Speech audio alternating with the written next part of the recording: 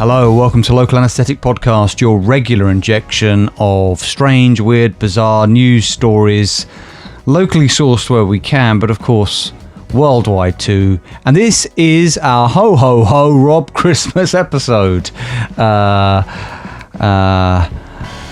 Christmas. Happy Christmas, Rob. Ho ho ho! Merry Christmas, Alex. I'm very much in the festive spirits. Well, I'll say that in the fact that I have a hangover. Not a hangover. I'm just tired, I think. Yeah, I'm looking forward to it, Alex. I feel like I'm in the Christmas spirit already. How are you feeling? Hangover did suggest that you've consumed a lot of alcohol. Is that the case? We had a work event last night, and alcohol may have been imbibed at certain stages. Yes, yeah. Right, okay. Never a good idea, because you've been recovering from sickness, Rob. Never a good idea to drink a lot of alcohol when you're not well. But, that's just, I don't want to sound all preachy. But I mean, it was medicinal alcohol, Alex, Right, okay, fine, fair enough. I'm fine, Rob. I'm eager. Now, look, in an ideal world, Rob, I'd love all of our stories to be Christmas themed, but that is difficult because we want weird stories. But I have tried. They're not Christmas themed. One is very Christmas themed, but I've tried to, at the very least, make them magical or miraculous, Rob. Right. I mean, Alex, if it means me taking up the mantle, all my stories are Christmas themed. So well done, Rob. Well, and in that case, Rob, let's put on the Christmas music.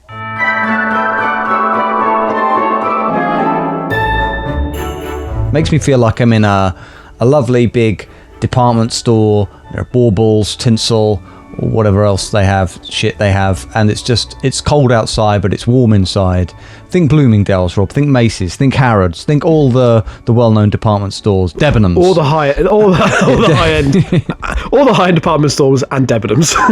Yeah, which doesn't exist anymore, of course. But no. RIP. Anyway, yeah. You and me went to a Debenhams once for your to fit. We went to Debenhams in Bromley to fit suits. I remember that. Yes. Yeah. Wow. That might be the last time I was in a Debenhams. Yeah, exactly. I think it was my last time as well. Right. Let me get on with it, Rob. I've got some stories to briefly note. To be fair, yes. So, Rob, to me, Christmas is synonymous with magic, i.e., bullshit. But sorry, magic.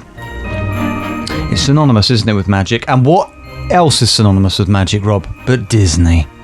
So, can I just maintain? Were you trying to say that Jesus was a magician? Is that what you're alluding to? No, I was talking about the time of year, Rob. I'm not getting into religious stuff. I'm talking about, I would never insult people's faith. I'm talking about the time of year. What else is synonymous with magic? As I said, Disney, who've now been plugged twice, even though they don't sponsor this podcast. And we had a story recently, didn't we, Rob, where I talked about people shitting in the line of Disney. Defecating queue lines, yeah. Rob, again, I feel that Local Anesthetic will be remembered in museums, libraries, everywhere, eventually, simply because it does neatly catalogue the downfall of humanity. Yes. And in another example of the downfall of humanity, we have two quick stories here I just want to cover. One is from Deadline by Armando Tinoco from November the 26th. Disneyland park guest arrested after stripping off clothes on It's a Small World ride. I don't know if you remember that. That's It's a Small World After All. I do remember it. Yeah. I mean, obviously all of Disneyland is aimed at children, but I always felt that It's a Small World After All is aimed at a particularly young audience, which makes this even more concerning. It is, but Rob, you did say to me, I hope you don't mind me saying this, Rob expressed some vulnerability to me after he got back from his trip to Disneyland, because he said It's a Small World was the only place on Earth that he ever felt like a normal-sized human. That is true, Alex. I told you that in confidence as well. I'd ask you not to share that. And we had the conversation about me moving there, but apparently there was some sort of immigration issues with that and legal implications. Yeah, a Disneyland park guest in Anaheim, California, was arrested and escorted off the property by local authorities after stripping off their clothes during It's a Small World attraction. It happened on Sunday afternoon during the busy Thanksgiving holiday weekend. A Disneyland resort representative told Deadline that the guest got off the ride while it was in motion, and the attraction was stopped when the park operators were made aware of the situation.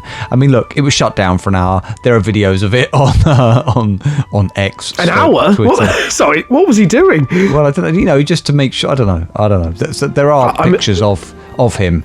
Great. Fairly well built guy, to be honest. But he also looks like he could kill, which is quite concerning. Right. Okay. We're all capable of, Alex, at this time of the year, we're all capable of killing. Let's just remember that.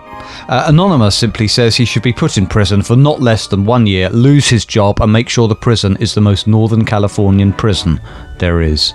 That seems a bit harsh, but okay. Compassion at Christmas, Rob. But as I said, I have two stories related to Disney theme parks. The other is from ESPN, and I think this is from Florida, from author Joe Winner, who really is a winner, Rob, getting to cover this story. November the 29th, so very soon afterwards, Snow White has her arm ripped off by Dopey at Disney World. Okay, right, lovely. How Christmassy? What in the world is going on at Disney World? Basically, in a video uploaded yesterday from the Seven Dwarfs Mine Train at Disney World, it appears Dopey has physically assaulted Snow White. The area in question at the ride is at the end. After the big finish, there's a small wait while staff prepare to onboard you and other passengers. But while you sit, Rob, you can look through the windows of the cottage and see Snow White dancing with Dopey. But Dopey got a little too aggressive with his dance moves and ripped Snow White's arm off. And yes, she is... but the thing is, to be fair, they are animatronic. They're not sort of real individuals. Yeah, this whole story's been very misleading. Yeah. Okay, Rob. A properly themed Christmas story now. But again, it's kind of a brief one. From The Independent, you may have seen this. Maybe you're going to cover it yourself. Amelia Neath. Mystery as inflatable Santa gunned down in suspected drive-by shooting. No, I haven't seen this, no. Right, brilliant. Yeah. A Kentucky resident is furious after his inflatable Santa decoration, not a euphemism, was downed in an apparent drive-by shooting. There's got to be an episode title in there somewhere. Yeah. Donald Nelson had just finished putting up Christmas decorations outside his family home in Lexington days earlier, including a brand new $200 giant inflatable Father Christmas for the front yard. Oh my God. But, Rob, the family's holiday cheer was deflated when they found the inflatable flat on the ground one evening with a large hole in it. I can think of other ways that hole could have been created, Rob. Somebody wanting to become amorous with inflatable Santa. I suspect that's where it was going. I mean, but the thing is... Holy Night, did you get it? Rob, you didn't get it. Holy Night. Holy. No, I didn't. That's a great Les Dennis type pun, and I sang it. Yeah, Rob, we should be on ITV. True. Come on. Yeah, no, I'm good. Surely there would be no benefit from having sex with an inflatable, because unlike a sex doll where there's already orifices where you could insert things, you are then intentionally inserting something which is going to deflate. I mean, surely part of the joy of it is that you have this bulbous figure that you could romance. A bulbous figure you can romance. A bulbous inflatable Santa you can romance is a good episode title. It is. A blow-up inflatable Santa sex doll. Right. Mr. Nelson told WLEX that he and his wife had been sitting on the couch at around 8:15 p.m. when they heard a small bang outside. When he went outside to investigate, he saw his new Santa lying on the ground.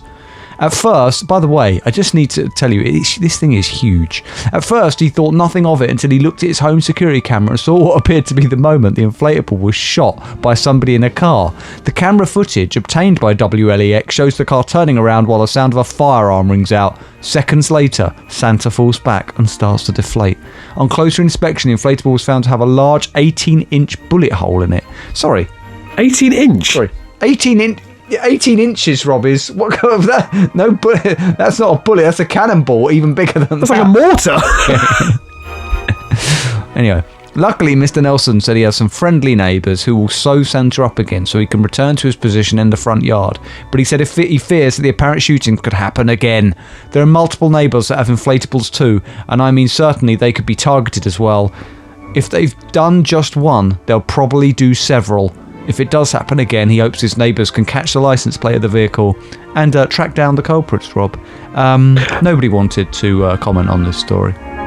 I did wonder whether this is a neighbour who's basically concerned that all the neighbours, around him with all these shitty inflatables are bringing down the tone in the area, and he just lost it. It's like, he's gone too far this time, and then took matters into his own hands. Rob, I think you're probably right. These are the actions of a disgruntled neighbour who's had enough. Yeah. Story time, Rob. We like stories. You always like it when I share an anecdote. Yes, of course. When I was living in the previous place I was living in, which I rented, it was a maisonette. And for anybody who doesn't know what a maisonette is, and I'm not being patronising, I didn't know what a fucking maisonette was until I moved into one. And people in other countries might not have the term maisonette who listen to this podcast. A maisonette is, and now I'm going to struggle to articulate it. So think of a house, but it's been actually divided up, but it's not like a flat. So basically, the ground floor belongs. So basically, the way these maisonettes worked in this place that I lived in is there were two houses next to each other. And the ground floor of both those houses belonged to one person. It was sort of knocked through, and that was one person. It's like a bungalow. But then the first and second floors of each respective properties were occupied by two different residents, and I was in one of them. So I had the first floor, and you visited there, Rob, but it felt like you were just kind of in a house. You forgot there was somebody there underneath. Yeah. Right. Yeah, you did, yeah. But the problem is, Rob, that for a good period of time while I lived there, the people who lived beneath me in the bungalow type bit on that ground floor, they technically had ownership of the back garden. So the back garden was theirs and the front garden was theirs, and they were an elderly couple, and the old guy loved putting up decorations at Christmas, but seemed to believe that he could put decorations over the front of my bit of the first and second floor, literally outside my windows. I mean, he had no right to do that. I got home one day, Rob, and there's a huge inflatable, a huge neon Santa right outside my bedroom window and just blinking Merry Christmas over my porch.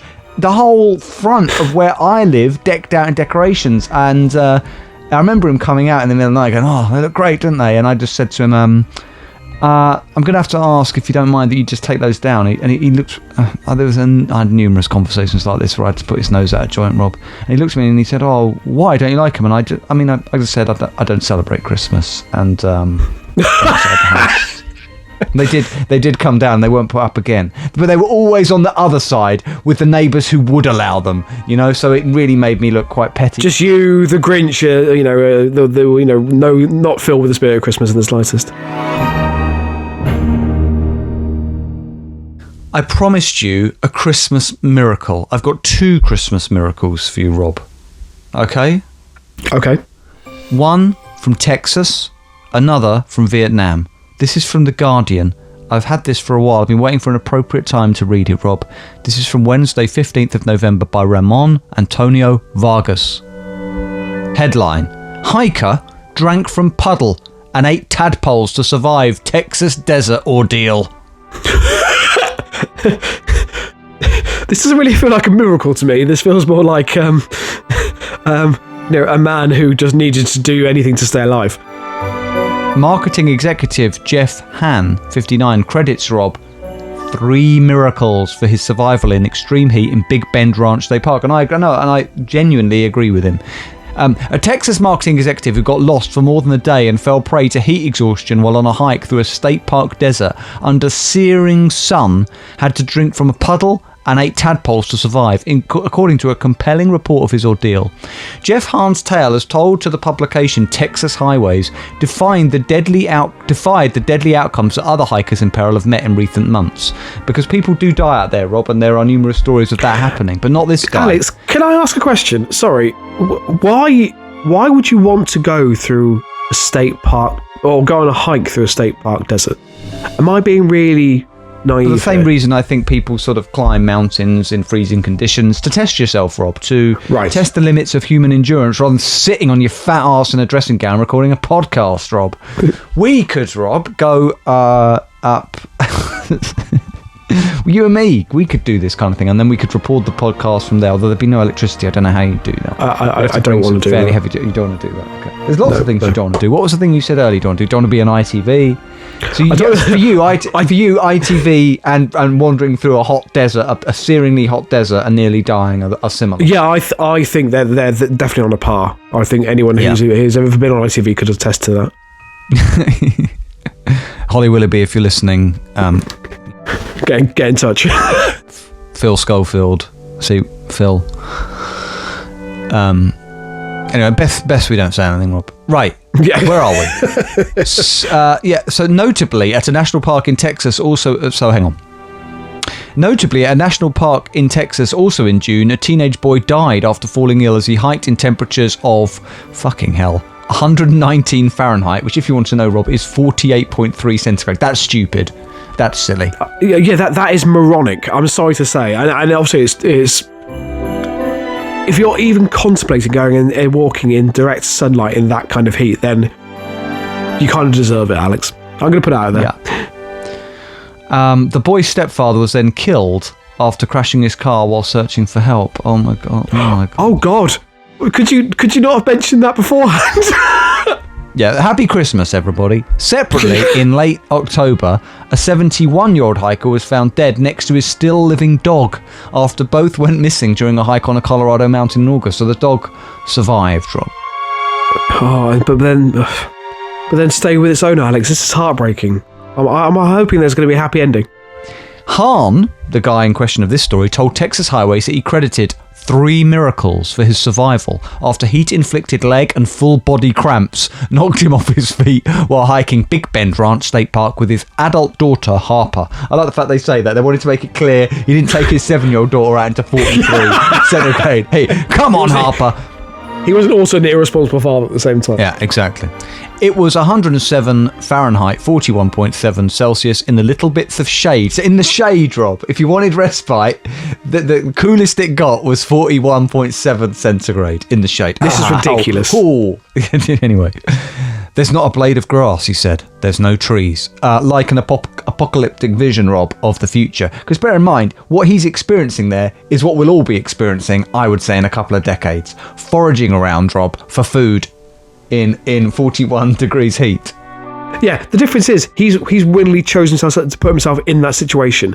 Also, would you not say human beings have willingly chosen to put ourselves in the situation? Well, maybe in some ways, exactly, yeah. Rob. Exactly. I think there's more, some more so than others. But well, can I just say, take your climate change skepticism and piss off. Okay. Also, really stupid. I think it's a really stupid quote by him. There's very little shade. There's not a blade of grass. No, because it's a fucking desert. You're exposed, he said. There's no place to hide. Yeah, that's why we're not doing it, mate. Yeah. The pair had no cell phone service and unsure how far the trailhead might be. Oh my god! Sorry, they were completely unprepared for this. Completely. You've heard about the Darwin Awards. People who do stupid, who meet their maker by doing stupid things. This is the kind of shit that people do. I'm always surprised that they call it the Darwin Awards. It's insulting to Darwin. I mean, I know he wasn't bright, he wasn't clever, he was quite stupid. The theory of evolution he sort of hit upon by accident, but he was a dunce. But naming it after him is quite insulting. Is that true? Is that well known? No, I'm making it. It's for comedy purposes. Rob Darwin, of course, I assume, was very intelligent. Of course. Yeah, but it does seem a bit of kick in the teeth that they've decided to name these awards after him because, I think, is it not something to do with this about the survival of the fittest? I think that's what it is. It's exactly what it is, Rob. I'm being facetious. Right, let's get back to this great story. I think what we'll do, Rob, is after this, we'll move over to you and I'll save my other Christmas miracle for later in the episode because I think we need to get into this. It's good. Right, so the pair had no cell phone service, unsure of how far the trailhead might be, and they decided... So the father decided lovingly, Rob, that his daughter Harper would hike ahead for help. Yeah, you go ahead. Right, so he sends her off. While experts... So you go and experience heat exhaustion. I'm just going to lie here for a bit. Yeah, but experts recommend people in such situations stay put. But despite this, The distressed Han kept moving, believing he gave himself a better shot of being saved if he reduced the distance between himself and any potential rescuers, even though he didn't know where they were, Rob. So do you see what I mean? Like, you're hoping that you're getting nearer something, but you could just be getting deeper into the desert. You've just got no idea, because where's your sense of direction? You could be walking any direction. Oh my God, Alex. Harper she did find help, Rob, and she returned with the park superintendent on an all-terrain vehicle at about 7:30 p.m. that day, but there's no sign of her father. Meanwhile, the dad first sought refuge in an old mining shack and uncovered what he regarded... Okay. This is great. This is a great Christmas story, I'm sorry, whichever way you put it. He found, Rob, his first miracle. Think of this is like... A Christmas Carol. Instead of 3 ghosts, we've got 3 miracles. So here's the first miracle, Rob. 2 bottles that happened to be in the mining shack with a litre of water each resting on a windowsill, covered in a thick layer of dust, but still sealed, enabling him to drink from them safely. That, Rob, and I say this genuinely, you can understand that for him, it's like a biblical tale. Now, Han then tried plodding through the dark desert after sunset. Instead of staying in the mining shack that he found, he goes, I know what I'll do. I'll go off into the desert in pitch black night and beaten by a coyote anyway. He eventually tripped on a rock and broke one of his wrists. So, it's unfortunate. But the mishap worked to his advantage. He landed next to a large rock that he happened to notice that collected a pool of water on top. Lying face down and unable to stand, he used a straw attached to his hydration backpack to drink from the rock puddle, and he eventually underwent a 20-minute process to get himself upright again and keep moving on to the next day. This is incredible, Rob. Regardless of how stupid you think for going on the hike he was, somebody has looked down on him here with sympathy. Yeah, no, someone has looked down on him as he's lying face down in the dirt trying to drink water out of a puddle and think, this guy probably needs some help. Rescue crews were searching for Han with the help of a plane and helicopters when Han spotted what he described as the third miracle, a stream next to a pool filled with tadpoles.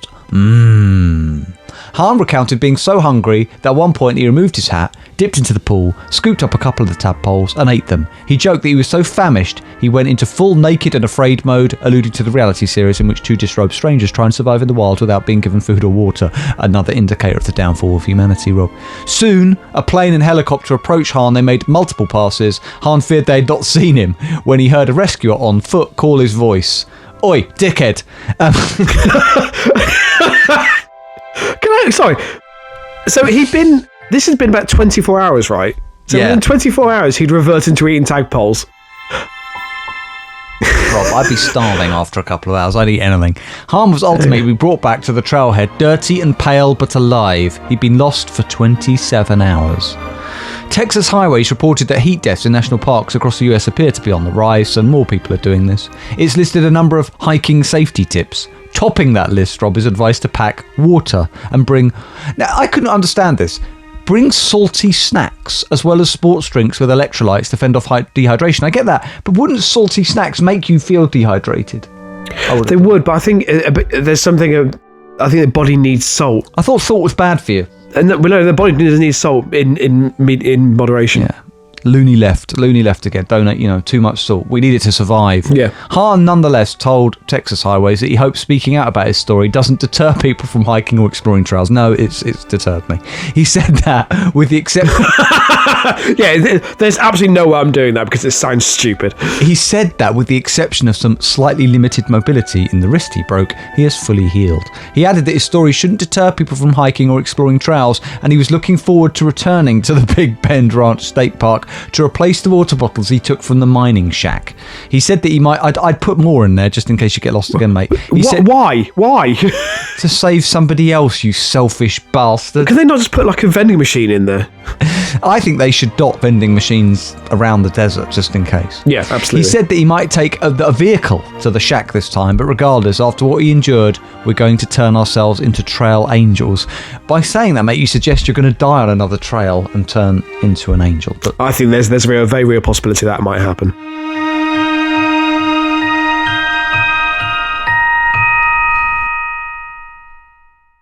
Okay, Rob, you got some. You've built it up. Christmas themed stories. I do indeed. So I did try and find a local version of this, but the Sky News story seemed to have a bit more detail. So this is from the 4th of December by Russell Hope, because we all need hope at Christmas. Yeah, that's a great name. Great name. Yeah. The headline is Escape Reindeer that blocked a road after fleeing Santa's Grotto attraction recaptured. I always This is exactly the story you need, Alex. I never really understood when I was growing up why it was called Santa's Grotto, because to me the nearest word that sounded like was grotty. So I always imagined grottos as being like run down, like little hovels, which kind of I think a lot of Santa grottos are. Yeah, they do tend to be that. What is a grotto then? What is it? What does it mean? It sounds like a sort of Danish word or German. Grotto. Do you want to Google it? I'm doing it now. Grotto means. Okay. A small picturesque cave, especially an artificial one in a park or garden. Where does it come from, Rob? Where does the word come from? Italian. Damn. Oh, crypt. It's related to the word crypt. So Santa's crypt. Santa's crypt where he keeps all the dead bodies. Santa's Bone Crypt, which again sounds like a sex film. Oh my God. Sorry. I just happened to see an update on a website to a story we've been covering for years. Right, I need to save that now. Oh, sorry, shit. listeners, that you're going to have to wait. Me. Yes. Sorry. Also, yeah, I completely forgot about this, Alex. You used to mention an update. You remember the family last week who bought the mystery chocolate off that market stall? Yes. They're alive? I think so, they're alive. After the ones who hallucinated and tripped, who went on the acid trip, After further investigation, some of the chocolate did contain hallucinogens. So they weren't crazy then. There you go. No. Right, so yeah, just thought I mentioned that. Don't buy unlabelled chocolate off market stalls, folks. Sorry if I've just killed off the unlabelled chocolate industry in this country, but so be it. Children's health, Rob, must come first. I couldn't agree more, Alex.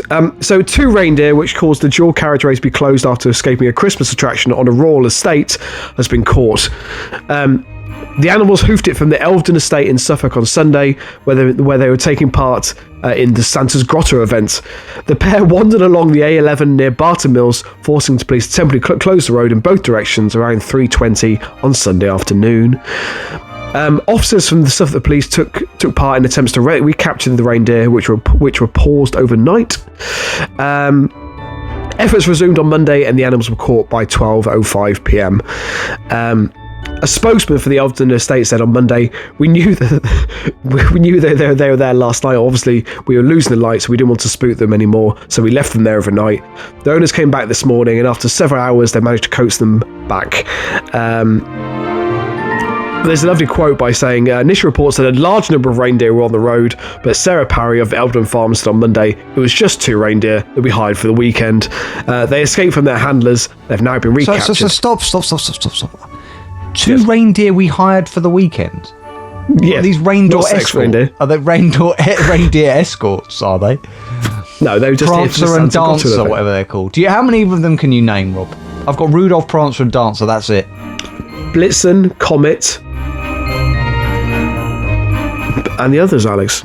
Frank. Barbara, Deborah, Frank, Keith Reindeer, Sid, Dave, and the rest. Dave Reindeer, which is a great name. Can I say in our list of names, Dave Reindeer is a great name. That's fucking good. It's very, very close to Dave Angel, though. That's my only concern. That's what I was thinking. By the way, the Fast Show is currently being broadcast on iPlayer, all the seasons. Oh, brilliant. What does make me concerned is that they escaped from their handlers. They've now been recaptured and taken home to Lincolnshire safe and sound. Taken home to Lincolnshire safe and sound sounds as though they might have been killed. That sounds like that could be a euphemism. Yeah, he was taken home to Lincolnshire. Taken home to Lincolnshire, I think, is a euphemism for reindeer orgy. Yeah, it could be, yeah. Sorry, a reindeer's real? I thought reindeers were like sort of fictitious beasts. Is this a joke?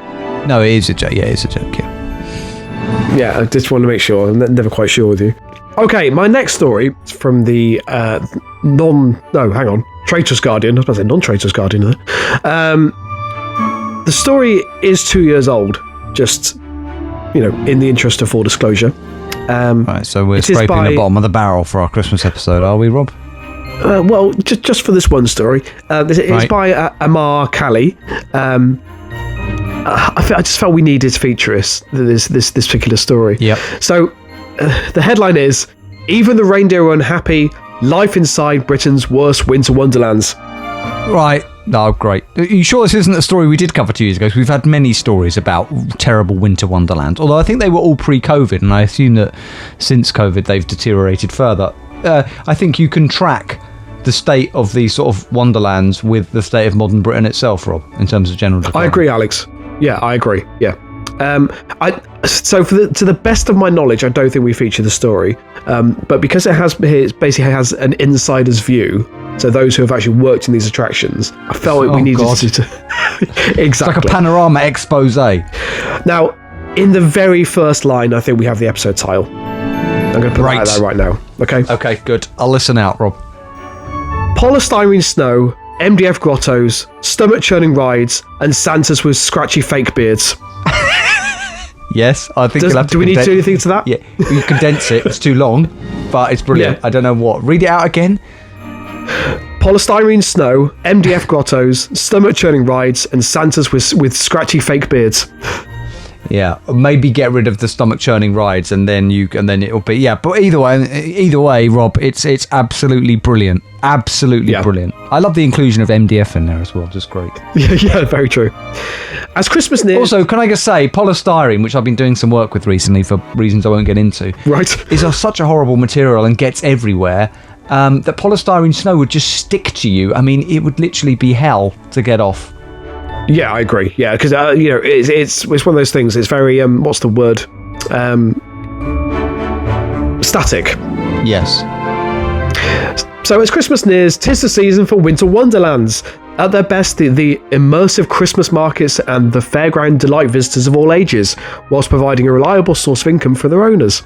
Britain's biggest winter wonderland in Hyde Park, London, has been pulling in more than 40 million visitors since it launched in 2005, with entry starting at £5 and attraction ranging from £5 to £15. But visitors to lesser attractions often complain of poorly thought out productions and inexperienced organisers. Yeah, that's a good episode title. Yeah, it is, yeah. Poorly thought out Christmas productions and whatever it was. Well-documented holiday horrors include Lawrence Llewellyn-Bowen's Birmingham attraction. Oh, you've got to look that up, Rob, for next week. Can you look that up for next episode? Can we find There's out a link about to that? it. Oh, good. Which in 2014 was forced to shut down after a day. Wow. Following hundreds of complaints about cheap toys and long queues. Sorry, Lawrence Llewellyn-Bowen's Birmingham Christmas attraction. I mean, fuck me. Hang on a minute, Rob. I've got the link here. Hang on. You know Videotape by Radiohead? Last track on In Rainbows. Yeah. You know, that would work perfectly as a Radiohead lyric for that song. Oh, God. Cheap toys and long queues. Wouldn't it? Cheap toys and long queues. It's the lyrics. It would be brilliant. That's Videotape. Yeah, I can put that over it. Oh, dear. Tom, if you're listening, get on with it. So I will save it for next week, but yeah, winter attraction designed by Lawrence Llewellyn-Bowen shuts after a day. Brilliant. Okay, I'm going to save that now. That sounds vaguely familiar. I think we could have covered that, but I don't know. Yeah, we might. It's 2014, so there's a good possibility we might have done. Anyway, right. And a New Forest Lapland, whose owners were sentenced to 13 months in jail for misleading the public in 2008. Right. Yeah. No, we didn't cover that. That's worth looking up as well, Rob. That's pre when we started. Pre-LA. So I'm going to jump forward to actually some of the people who have worked in these attractions. So this is the elves. So people have worked as elves in these attractions. Rob, didn't you work as an elf in one of these attractions? I seem to remember. No, Alex, I was just below the usual height, and people got confused. Right. Okay. Sorry. I thought you did do some side work on that. No. I mean, it would be the kind of thing I might have done. Yeah. Christmas Carol you were in, though, weren't you? Well, who was I playing, Alex? Can you remind the listeners? I played the Ghost of Christmas Past. Oh, right, okay. Fair enough. And Tiny Tim. I'm a very versatile actor. That's all I need to say. To be fair, I played Scrooge, and rightly so. Anyway, okay. I mean, you play that role every year, Alex. Yeah, exactly. So So this is from Jack. So I graduated in 2002, and with no idea what to do next, I decided to stick around and look for a temp job. I laughed very hard when I realised an agency was taking applications to be one of Santa's elves and applied half seriously. So After a short interview, I got the job. Can I just say on that? Yeah, that's what you went to university for, wasn't it? This. Yeah. That every person's dream. God, we all do it. I think it's just a rite of passage. You go to university and then you come out and you do these sort of range of, because I did them, a range of temp jobs, which are sort of, when looking back on them, bewildering. I mean, I've told you about some of the ones I had. They are mad. Anyway. Yeah. I mean, I think I've told on this podcast many times. I did a temp job. I was basically just packing books and went back there twice. Was that before or after the escorting? I don't know what you're talking about there, Alex. Right. I'm not allowed to talk about that. You know that. So the one that was a massive conference centre, which seems very impersonal. For what? Like an expo thing? I assume so. So just this huge I just imagine, like the Excel Centre. Imagine that, Rob, empty and gutted, but just in the corner there's a little grotto. Trouble is, that's probably not too far away from what this was. So my main job was to welcome people in groups of 20 to 30, along with another elf. We had to act if they were on a jetliner taking visitors to Lapland with projected images of clouds behind us. This sounds rubbish. I'm sorry. We gave the families a speech to try and get the children excited, and then pretend the room was airborne. The whole thing was pretty embarrassing and ended up after a few minutes with the landing and rows of blank faces staring back at us. Fantastic. Absolutely fantastic. What's Christmassy about an airline flight? I don't understand. So the next thing is from Lucy. She's also had a job as an elf after being a student, and she needed the money. So the job was at a winter wonderland in a shopping centre. And she says, Christmas is meant to be for happiness, but we only saw misery. Exhausted parents, insane children, and short tempers all round. Hang on a minute. That's a good episode title. Listen. It is.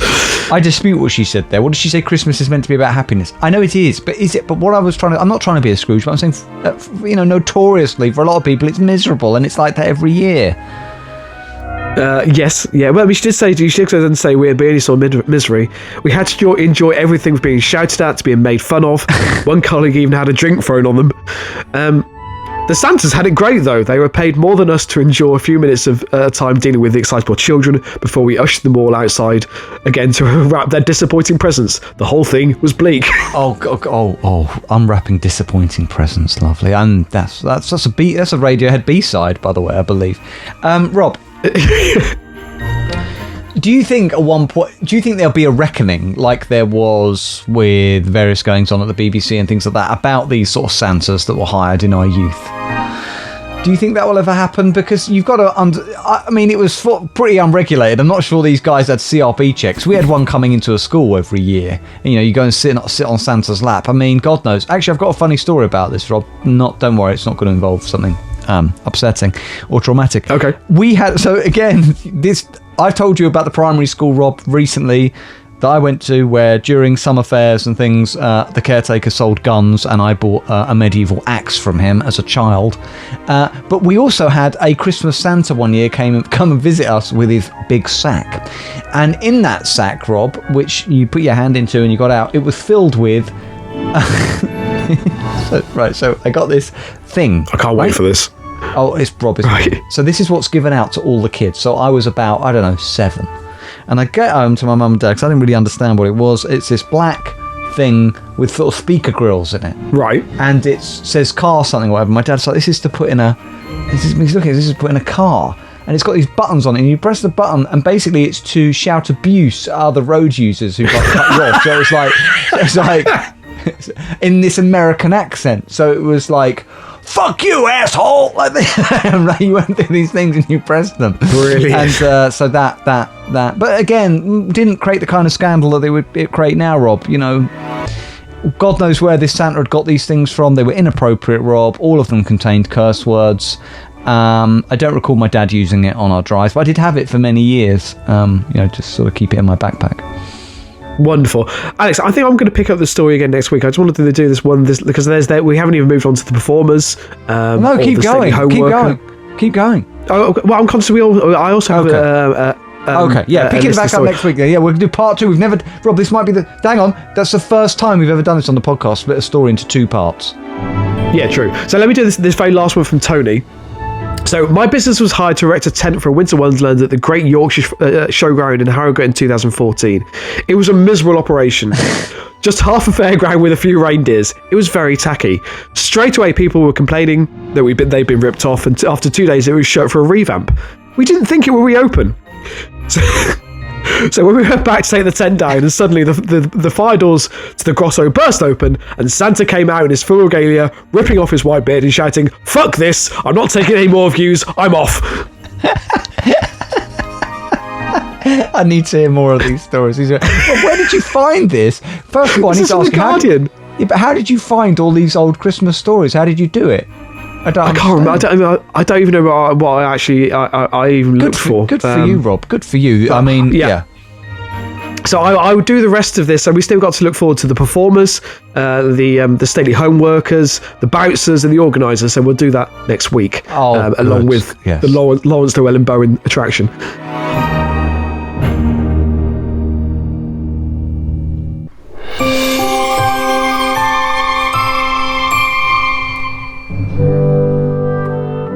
Okay, Rob, I did promise you just another quick miracle. This is by Neck Shark, which I don't think is a publication we've ever covered before, by Michelle de Pacina. Another Christmas miracle, Rob. Vietnamese man experiencing severe headaches for 5 months discovers, Rob, chopsticks in his brain. Where to start with this? This is very short. Very short, Rob, but I'll just tell you. A 35-year-old man in Vietnam who experienced severe headaches for 5 months was shocked to discover a pair of chopsticks lodged in his skull. So basically, November 25th, the man sought medical help at the Cuba Friendship Hospital in Dong Hoi. The Cuba Friendship Hospital if this is in Vietnam, so am I assuming that Cuba set up this hospital in Vietnam and called it the Cuba Friendship Hospital as part of some sort of social outreach? I'm some sort of dodgy deal by Castro or something. Well, what's going on? It almost sounds made up, I'll be honest. Yeah. It secretly stores arms for Cuba. That's not. Yeah. Where he complained of severe headaches along with fluid discharge and loss. And I don't know if that means grief or the fluid was leaving him, Rob, but either way. Yeah. CT scans revealed tension pneumocephalus, a very rare and potentially life-threatening condition causing increased intracranial pressure. Doctors, led by Dr. Nguyen Van Man, found that the source of the issue was a pair of chopsticks that had penetrated his nose and entered his brain, Rob. Now, Rob's holding his nose. A trip down memory lane. Yeah. The unnamed patient recalled, hang on a minute, yes, that was it. I was involved in a fight 5 months earlier when I was drinking. And although his memory was hazy, he vaguely remembered Rob being stabbed in the face. What? Sorry. He vaguely remembers being stabbed in the face with a chopstick, which then went directly into his brain. Yeah. So he's like, hang on, did you remember anything happening 5 months ago? I remember going out, I was drinking. I've got this sort of hazy memory that somebody may have stabbed me in the face. Right. With some chopsticks. But when he visited the hospital after the fight, medical professionals found no chopsticks or irregularities in his nose. Regardless, the patient suspected that utensils were lodged in his nose during the fight. Well, what fucking medics were they? So after the fight, he goes to hospital and they're like, they checked for chopsticks, which is presumably a regular routine. Routine. No chopsticks procedure there. But again, Rob, this is a miracle. Doctors have successfully removed the chopsticks through endoscopic surgery and sealed a fistula in his brain. But he can't be okay. I don't think you can jam chopsticks into your brain, Rob, and be okay afterwards, can you? I don't know. Well, apparently this man has been for 5 months. I mean, he's been living a relatively normal life, apparently, despite the fact that there's a chopstick in his brain. Rob, explain this to me. Well, it's not normal. That's why I went to the hospital, Rob. Explain to me this. You and me are in a fight, and I grab some chopsticks and I stab you in the face. Yeah. Okay. There's a pretty a big number of things now happening of serendipitous chance occurrences, that the way those chopsticks strike your face go into your nostrils. Yep. And even if they did go into your nostrils, they're not going to disappear completely up and disappear up your nostril cavity into the brain. They're going to be sticking out your nose. So what, did he go home and did he just poke them up? Do you see what I mean? None of this makes sense, Rob. That's your thing you're concerned about, not the fact that apparently he forgot they were up there. Not the fact he would have been, I imagine, in quite a bit of pain. No, I'm not concerned about that. I'm just concerned about the logistics of it, Rob, as I said. It's time for our listener story of the week, Christmas themed. I mean, look, to be fair, they're not listeners anymore. They are LAPodcast correspondents, if it is from one of the motley crew I'm thinking it's from. It is. This is from Face of Strange. Brilliant. Thank you, Face of Strange. So this is from BBC News. It's from the 23rd of November, so I'm guessing this town put their Christmas tree up very early. But the headline is, I don't, there's never any journalists, is there? Oh, there is. David, John Devine and Helen Birchall. And the headline is, March wonky Christmas tree like Leaning Tower of Pisa. Right, so this is a Christmas tree that's been set up in some local town centre that's leaning at a comical angle, is it? Yes, that's right, Alex. It's light-hearted. Right, it's a bit of fun. Let's finish the podcast. Oh, okay, sorry. A wonky Christmas tree erected in a town has been causing a stir among the residents. The tree, which is around 30 foot, 9 metres, has a pronounced lean and sits on the marketplace in the Cambridgeshire town of March. Resident Kimberly Williams said, the Italians have got the Leaning Tower of Pisa, March has now got the Leaning Tree of Christmas. No, they don't. Rob, can I just ask, do you remember when we featured a story about 4 years ago, something like that, we had a great Christmas story about a tree in a town centre? Can you vaguely remember it in your head? Because it was really shit.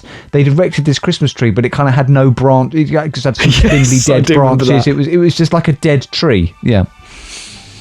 I'm assuming this is a joke because the next little sentence is volunteers who erected the tree said it was like that when they got it. Well, that's got right. But why did you? Okay, so send it back then. It's wonky. Why would you not try and compensate for that lean in some way? I just assume it would be fine. Yeah. Dozens of people commented when the photo of the wonky tree was posted on a local Facebook group.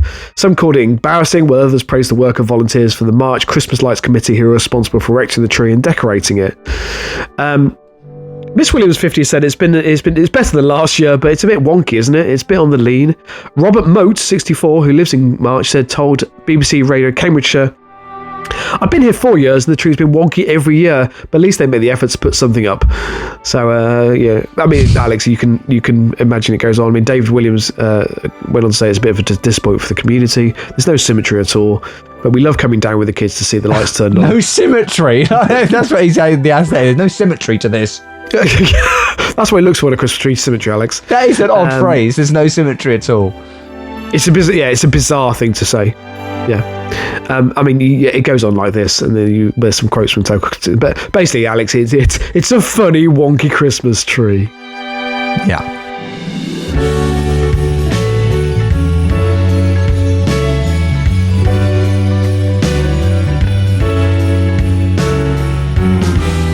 Well, on that note, Rob, we bring this episode of LA Podcast, our Christmas episode, part 1, because, after Christmas, you're going to be relaxing, in those days afterwards, and we're going to have another episode, which is going to be very much Christmas themed, we hope, Rob. Yeah. Look, we're coming to the end of 2023, Rob, as well. Do you know what? I was about to speculate on 2024. Let's wait to do that, because it's going to be bleak. I don't want to bring down this episode any further. Yeah, good plan. I really don't. Is there anything you want to say to our listeners, Rob? As it is Christmas. Yeah, thank you for your ongoing support, and both Alex and I wish you a very happy Christmas with your loved ones. Right. Why are you looking at me like that, Alex? I'm not. We can be found on our website, lapodcast.net. If you'd like to leave us a Christmas tip or a donation, please do. We release this podcast for free. We've been doing it for God knows how long. There are 420 episodes.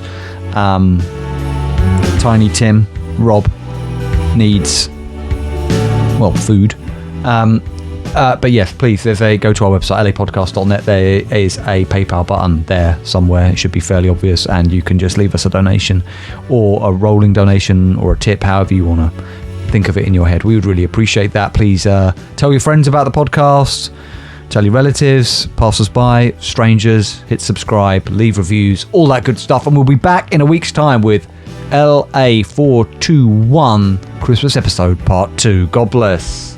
And keep it local. Merry Christmas!